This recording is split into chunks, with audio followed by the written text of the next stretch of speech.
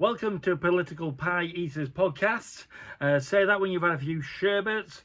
And today's podcast, we're going to be talking about Wigan Council tell people not to bully people while bullying a lady councillor, Kilhey Court with the update, and then also the bigger question: what's happened to Standish councillors?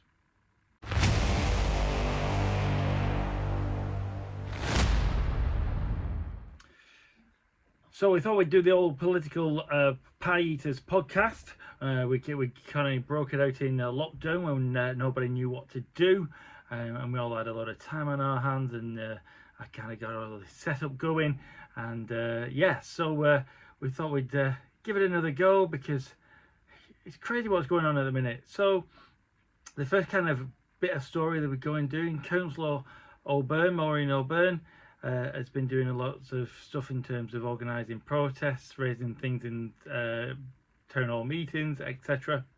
Wigan Council, they like to say, be kind to everybody, be kind. But yet, when you watch the video of Wigan Council, clearly shows the Labour councillors, and especially one of the cabinet members, I would say calling her a racist or insinuating. It didn't directly call her a racist, but it definitely insinuated she's a racist because she's got genuine concerns and standing up for the people of Wigan, and then also Standish. So it's interesting that Wigan Council on one hand go, be kind to everybody, but on the other hand, just do what the hell you want and pick on a woman. And then they send anonymous complaints in from a Labour councillor wife, just so they can say it's not political, because if the complaint came from a councillor, it would be deemed a political complaint. So what Labour do, they get one of the little wives, or as in certain cases gone by, their girlfriends, to put complaints in. They don't have to involve the wives. That when they get the girlfriends to do it. Oh God! Oh, there's a certain couple of councillors cringing, thinking, "Oh, don't name me, don't name me, don't name me." But anyway, so but it was interesting because years gone by, Wigan Council was deemed to be the worst council in the whole of the land because of Labour complaining about opposition councillors. So that's where they now stop this idea of being political and get other people to do it for them. Girlfriends, wives, trolls. Sorry about the noise. That's a certain... we won't swear on her neighbour who has absolutely got no lice, chops wood up all day, sits outside in the rain drinking tinnies and burning wood that is cut up all day. Hey, each to their own. I've got better things to do with my time. So back to Councillor O'Bern and Wigan Council. So obviously Maureen has shared that they're going to, the council have said that they've done an independent assessment. Yeah, right, of course they have. And they deemed that this complaint, where she merely says that, please come to this protest, that she was acting as a position as a councillor. Now, there's a number of test cases that have gone through the courts, Ken Livingstone being one of them, and when clearly says when you are and when you're not a councillor. And in fairness, you and me may think people are councillors all the time, 24/7, but actually they're not. Not in regarding terms of their official capacity. So if they're walking down the street, for example, they may be elected to be your local councillor, but in that instance, they're just a private citizen. As Councillor Whittingham complains, please don't shout at me in the pub when I'm having a pint. He's a private citizen, so not necessarily a councillor at that moment in time. So in fact, in one of the few times that you are actually deemed to be a councillor is in council meetings, and then also when you're doing councillor surgeries. A number of times when I was a councillor, they kept whinging about my blog and saying, "Oh, we're putting a complaint in." Private citizen. Every time I would them. So yeah, it's just political branding and games, and Labour have got a long history of using this Quango court to get people like Councillor Bob Briley, Steve Jones, myself, anybody that stands up to them effectively gets put before the Quango court, and then Labour can say, "Oh, the Standards Committee has decided this." Well, it's just them playing stupid little games, and as we proved in this Steve Jones case, cost the taxpayers £500,000. So I've contacted Maureen because this is absolutely stupid what they're doing to her. Picking on her, bullying her, harassing her, intimidating her, all the kind of things that shouldn't be going on. And Wigan Council say they don't do and shouldn't do, but yet clearly when you watch that video, when all them councillors are acting in their official capacity as councillors, I'll come back to that in a moment, they are bullying, intimidating and harassing her. So yeah, say as I do, not as I, what is it? Do as I say, not as I do. It seems to ring the bell with that one. So when I talked about them being in the council meeting and acting as councillors, actually people, I know I've seen a couple of things saying the council have said you can't complain about the councillors. You can. So you complain under the code of conduct. So if you think Maureen or anybody else was picked on, bullied, harassed, intimidated, called a racist, insinuated a racist, and you think they've broken a code, and I'll put a link in below, just then obviously click on the link, go through and put a complaint in, because they can't say they wasn't acting as their official capacity as councillors because they're in a council meeting. So yeah, it's going to rumble on. I've kind of, so like I said, I've spoken to Maureen. I just said fight them all the way, and I'll be a witness. I've got test cases. I've even got cases where Wigan Council say when councillors were acting as councillors, they weren't councillors in a lot more high-profile High Court cases. So I said, you know, to Maureen, we'll do what we did with Steve Jones. We'll take him to the High Court, get a judicial review. And if they want to play silly games, we'll get them in front of a judge, High Court judge, and let him decide. They may not like the decision, just like they didn't like the kit last time. In fact, the chief executive of that, the council at that time, like I said, wasted £500,000 of your money on political stunts. So let's hope it stops.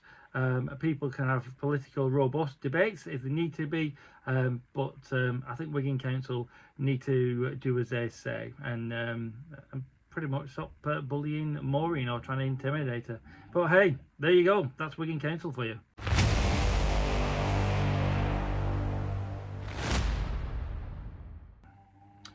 So Kilhey Court, where we're up to with that one. Obviously we've mentioned the Standish Views Matters as put forward after the public meeting. A good sensible suggestion of going and getting a barrister's opinion and whether there's a legal challenge that could be had, whether it's the way that we think in terms of the neighbourhood plan as they did in Great Yarmouth, whether it's other ideas that the council may have, they may have different ideas, or whether the barrister says all of you are barking up the wrong tree, but I think your best way is doing this.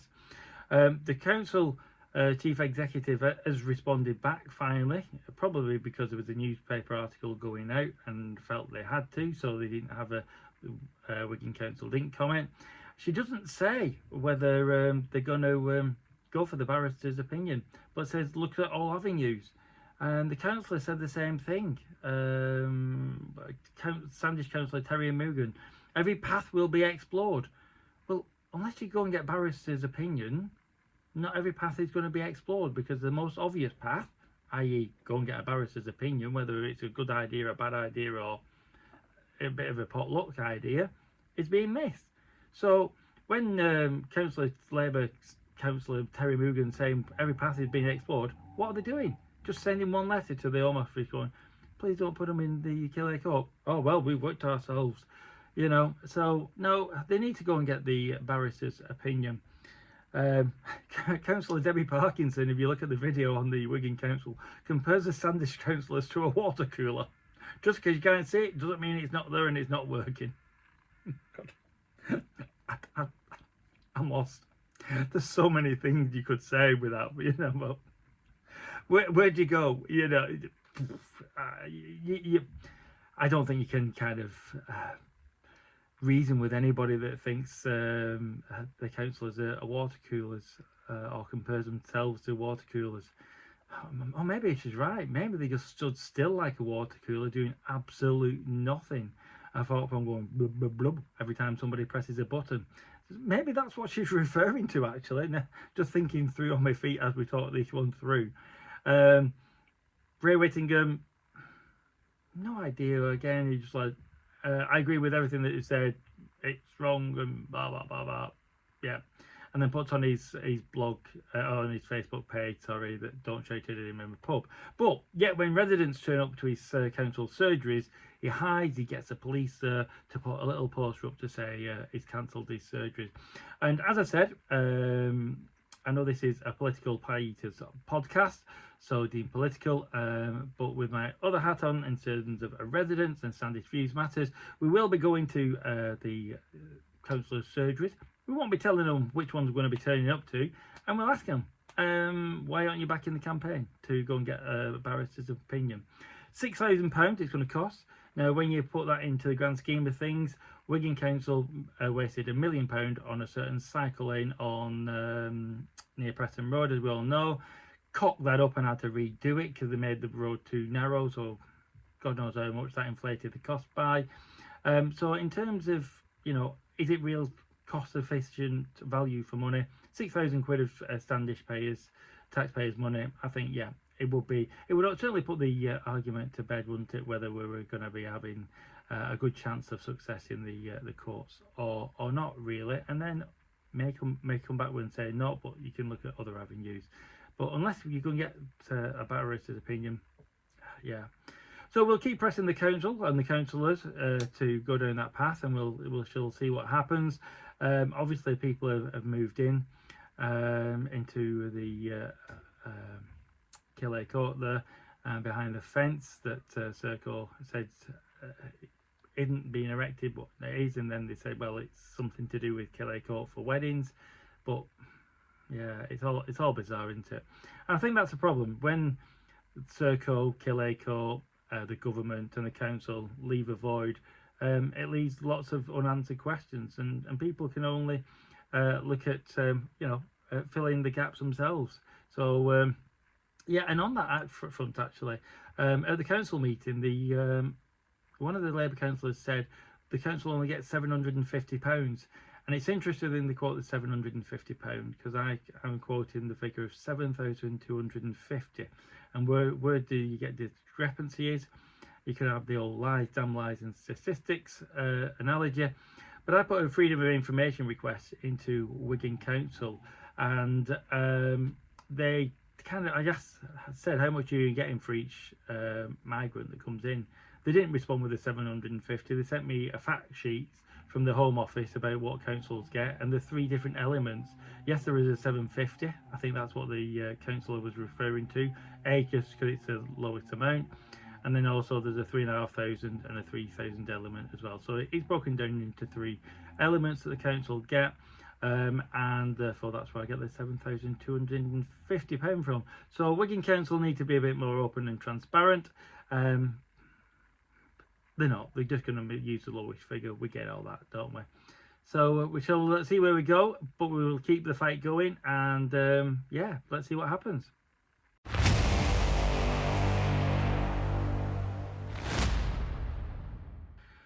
So it's interesting, I think, without reiterating the Kilhey Court, obviously we just talked about that in the last segment, but what's really interesting, isn't it funny that the councillors, when they're doing the litter picks and whatever, they're on their old social media going, look at us, we're great, we're litter picking, we've got our little bags and our little gloves and everything else, and whatever else they're doing.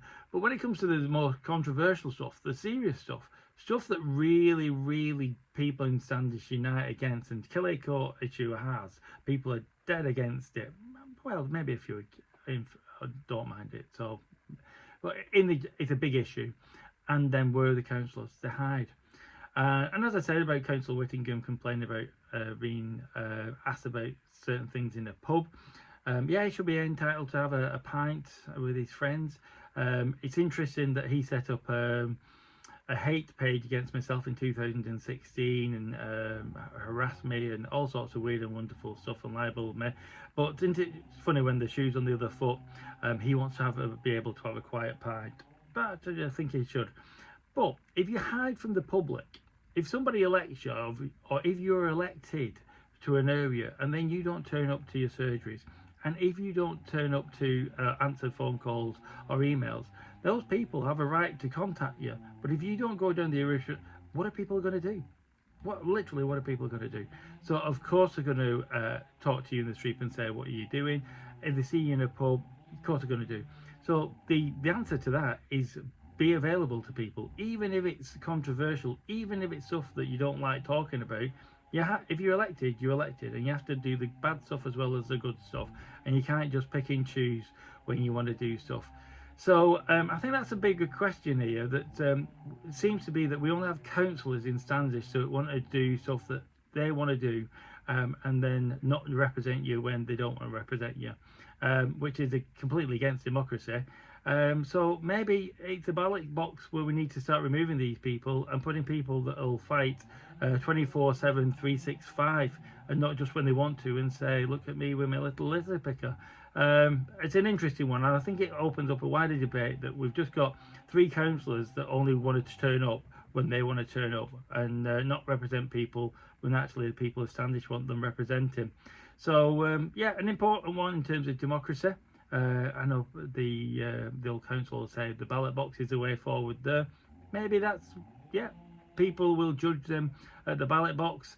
Next one is next May. Terry Mugan, who says they're going to explore every avenue, but he's not back in the campaign to get a council barrister's opinion. So I guess he's going to be the first one to be judged. I think I know which way that's going to go.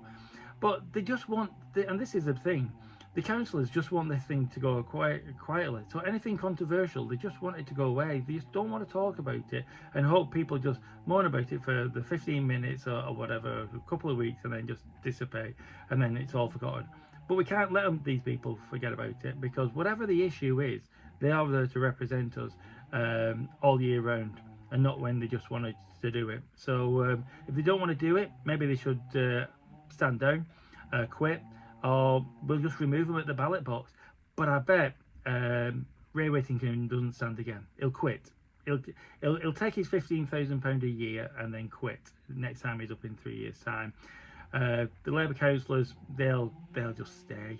But I think if we have to remove them, we have to remove them, unless they stand up to the plate and stand up to doing the job of representing the people. So yeah, let's see what we do, how we go, and hopefully we can get councillors that are actually going to represent the people, because after all, at the minute we only seem to have an Ince councillor, Maureen O'Bern, who's covering her ward, and then obviously coming into Standish, which is obviously must frustrate her as well, because she's going to obviously split her time as well. So yeah, interesting times, especially when Maureen's the councillor for Ince, which is the same ward as the leader of the council. And should Maureen candidate win next time, the leader of the council will be a very lonely voice in Ince. That will be an interesting conundrum for him. The Ince, probably one of the safest Labour seats, would fall to independents. So that's going to be a real battleground next May. And I would imagine Labour's going to absolutely swamp that area. And they'll forego other areas and just say you're not having helpers, because they won't want the leader of the council being deposed the year after and being the great coup. So you can see why they're picking on Maureen, because she's coming, and she could get rid of the leader of the council. Very, very interesting when it's a safe seat like Ince and then they lose it. Just goes to show that Labour don't represent the people that they should represent. Food for thought. Anyway, I'm going to wrap it up there now. I think we've had enough for this podcast. So let's see where we go. Let's see what happens over the next few weeks. And here we go, and we'll pick up again. Until then, let's hope we get councillors representing us. After all, they do get paid 50 grand a year.